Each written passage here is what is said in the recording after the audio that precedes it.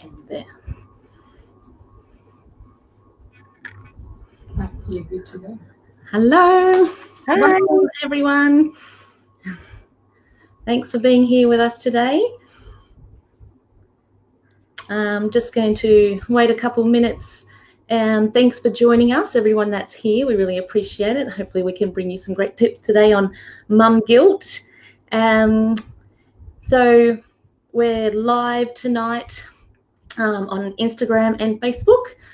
And so hopefully everyone's here now and we can start our second Life Matters Live.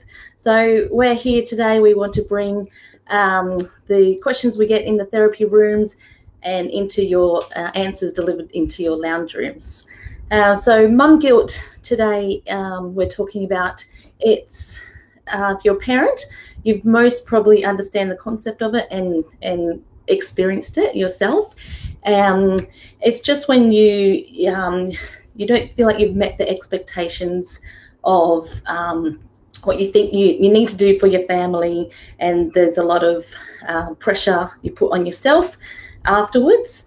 And we've got our wonderful Libby Walsh, our clinical psychologist, to give us some insights all about mum guilt. So welcome, Libby. How are you? Thanks, Chrissy. I'm well, thank you. That's good. So we've got a lot of questions that come into the practice about scenarios around mums that come home from work. They haven't got dinner ready. They're busy cooking dinner. Children on their devices. Dinner's whipping together whatever they can. Most likely just sausages. Kids don't get to bed at the time they want them to. And at the end of the day, they're just feeling guilty because they're not reaching any of the goals they want around, feeding their kids healthy, no screen time, and having good bed routines. So give us in that scenario from a psychologist's point of view, what's going on there for the family, for the mother? Yes, well, I would say that it sounds like the mum or the parent certainly isn't having any fun. They're obviously grappling with guilt and a lot of, should-haves on themselves, probably a lot of anxiousness about what it means when they haven't met that particular expectation or that particular goal that they had, and then probably a lot of disappointment and a lot of beating themselves up after the fact that they haven't achieved that. So, yeah, it doesn't sound like any fun. I know I certainly will engage in that kind of thought process myself, and certainly have in my journey in parenthood. So I think what's really helpful to understand is physiologically, guilt actually happens in the same part of your brain as a lot of other negative emotions. I'm not sure who tuned in to watch Lynn last week do her live, which was amazing. She gave a really good description about where meltdowns happen in the brain for kids. So you can watch that recording if you want. But in the amygdala, a deep part of our brain, evolutionarily not very advanced, we know that anxiousness and guilt occur in that part of the brain. So it has a very similar kind of experience physiologically and in our brain that anxiousness, disappointment, and those negative kind of emotions have as well. So I think it's really important to be aware of physiologically how we're feeling in that moment when we get that dump of guilt. And I guess the other really helpful thing to know physiologically about mum guilt is that there's been lots of studies that associate it with empathy. So if you're a hyper empathetic parent, normally you'll experience a lot of guilt, because empathy is all about being attached to other people's emotions, and so is guilt. Guilt's not shame. It's not about our own feelings. Guilt is very much about how somebody else is feeling and what our actions have done to somebody else, and what our actions have led to somebody else feeling. So I think sometimes it can be really helpful to think, when I feel guilty, actually I'm being hyper empathetic to my children. And then it's helpful to be like, am I projecting my feelings onto them rather than just reading what they need. So am I saying, oh, I need to be giving them bedtime, on time. I need to be feeding them not sausages. I need to be not allowing them any screen time, and probably not achieving any of those areas because I've got too much pressure on myself after a big day work. I need to actually think, what is it that they actually need right now? And I can put everything else on the shelf and not feel guilty about it. And I can actually be empathetic and tune into what they need. That makes sense. Thanks so much, Libby. So tell us more about mum guilt. And so when we get this vision in our heads about how we see ourselves as, and then we see something on Instagram and, compare. So what do we do in those type of situations? Oh, yes, the joys of the internet, social media, even blogs and things like that, I think can be such a world full of advice and full of help, but can also come with some huge expectations, disappointments. I want to make really quick mention of Bluey. Most parents who have young kids probably know the show Bluey on the ABC.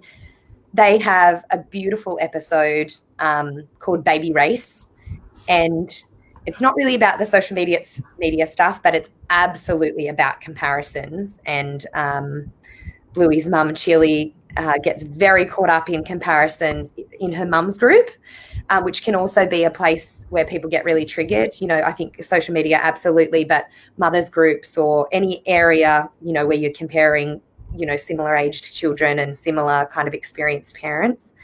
So yeah, if you want to have some validation, have some normalization about mum guilt, I love that episode. I highly recommend it. I hope you all go home or all turn on your TVs after this and watch it straight away.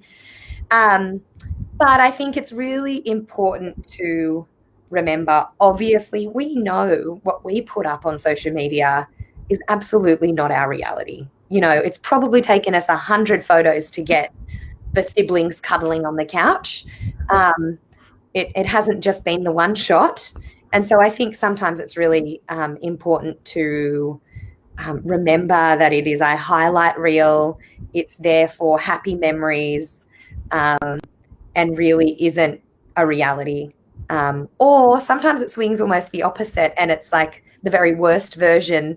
And then it can sometimes invalidate or minimize how bad you feel like you've got it if you're hearing a really awful story repetitively from somebody else.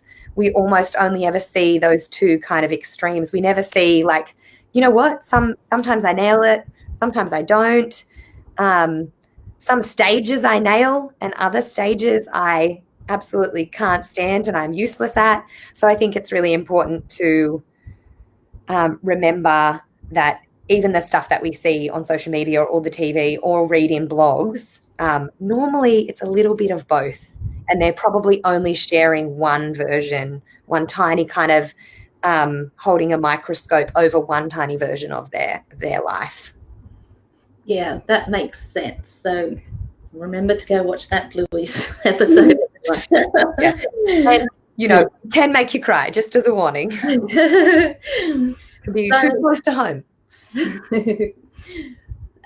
So Libby, we've all, obviously I've said before that we've gone through mum guilt, but can you tell us a bit of the distinction that the feelings we have around mum guilt, but if it's other things that are presenting more like serious as depression or anxiety?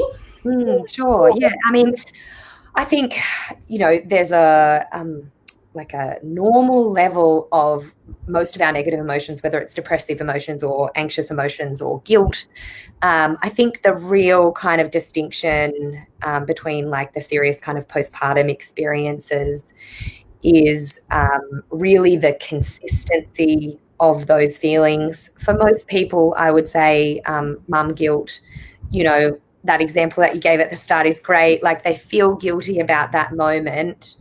But normally they jump up the next day and they can go on with their day and not dwell too much. They might, shoot on themselves a little bit, but in general, they can move forward. Whereas like a clinical diagnosis of anxiety and depression absolutely can start with something like mum guilt.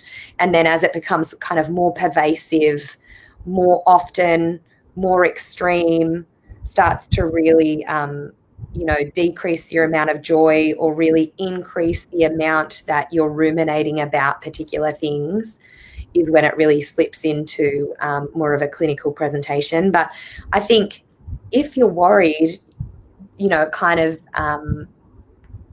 is worthwhile just touching base with somebody, probably professionally. Not, there are some great online information, but I think we can all kind of Google things online and decide we do or don't have something.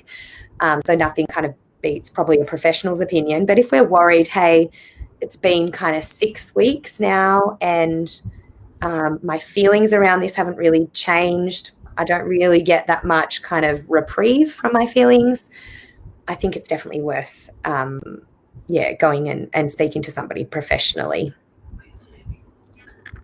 All right, that makes sense. Thanks so much, Libby. I just want to make a shout out too, if anyone wants to put in any comments or have any questions, please do so while we're discussing and while we have Libby here to access her valuable information. So what we've established is that mum guilt is very real, quite normal too, I guess you could say.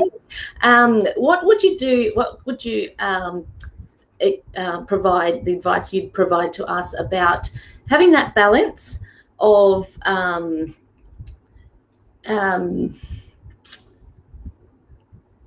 the needs of yourself as a mum compared to the needs of your family? Yeah, and it is an impossible balance.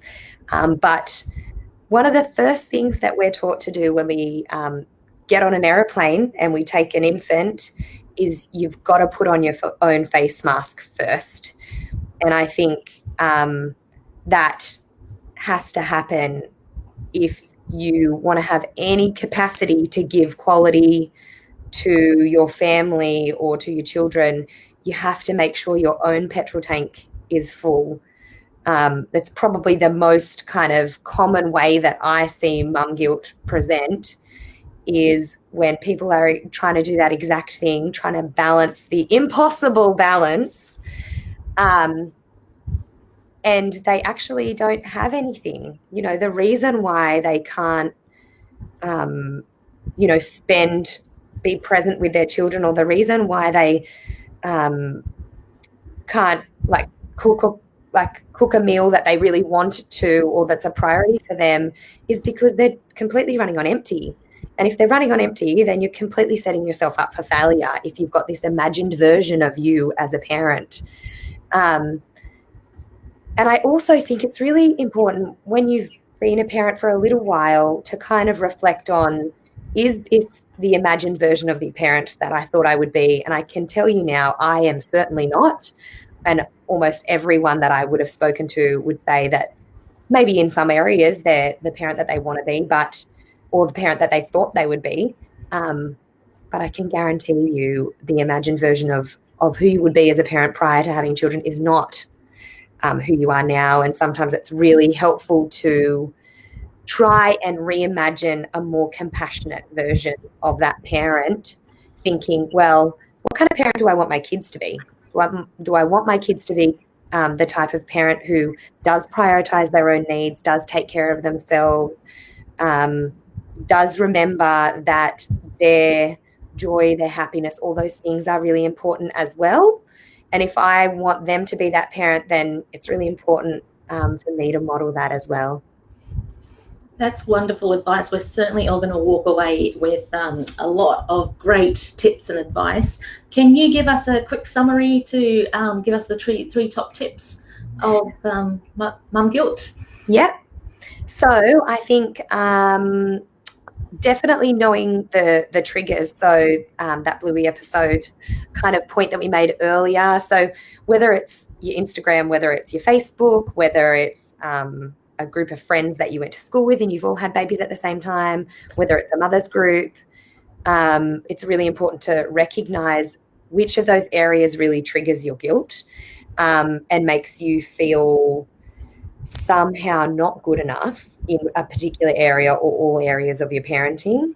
And I think sometimes when that's a really important trigger, give yourself a bit of a break until your resilience, your confidence is built up, and then try some exposure back into that particular situation once you feel like you've had a bit of time away from it, where you have built up your own confidence. You now understand your own intuition a bit more, and you have faith in your intuition. You don't just feel overloaded and bombarded with information. You're happy to kind of go with what feels right for you. Try and reintroduce that particular trigger, whether it's online or face-to-face, and then see what a difference that can make. Probably the second one is, as a parent, you've got to put on your own face mask first. So that certainly doesn't mean neglecting your children, but what we can translate into neglect isn't actually neglect. So that example again that you gave at the start, the parent, coming home from work, cooking sausages and vegetables while the kids watch TV, that's not neglect. And so I think, putting on your own face mask first in that situation. And if that means you come home and dinner's another 10 minutes because you take 10 minutes for yourself to kind of get rid of work and get your head on straight and give yourself just a little bit of you time, then I think that's really important. So putting on your own face mask first. And then another really important one is modeling like a self-compassionate narrative or a self-compassionate voice. We give other people, our children, lots of compassion when they're not doing everything 100%, because our expectations are, like our kids aren't going to do 100% in everything, because that's completely unrealistic. And we're normally very compassionate about that, and learning how to switch that around onto ourselves is really important, because then what we'll learn to do is we'll learn to focus on what we do achieve, not on what we don't. Because if we hold a magnifying glass over all the things that we haven't done that day, I can tell you now you're going to walk away and feel awful. Whereas if you hold that same magnifying glass over all the areas that you did reach your mum goals or did kind of hit it out of the park that day, you're going to walk away feeling a whole lot better. And both are true. You don't just need to focus on the negative. Yeah. That's so brilliant. Thank you so much. No. We will collate all those top tips for everyone watching live, and so you've got it as a quick access. So it's something that you can go to whenever you need to get our top tips from Libby Walsh. We want to thank you so much, Libby, for being here with us today. Thank you for all our viewers. No, we want to continue delivering this great education that's real. There's no fluff about it. We just want the authentic psychologist view on a lot of things that we go through. So to wrap it up, I just want to say thanks again to Libby. And next fortnight, we'll come back to you. We've got Kane Griffith with us, our registered psychologist here at Life Matters, and he's going to talk to us about children and the social issues they deal with at school. So thank you very much. Please tune in again, and we welcome you back again and again. Thanks, Chrissy. Bye. Thanks, Libby.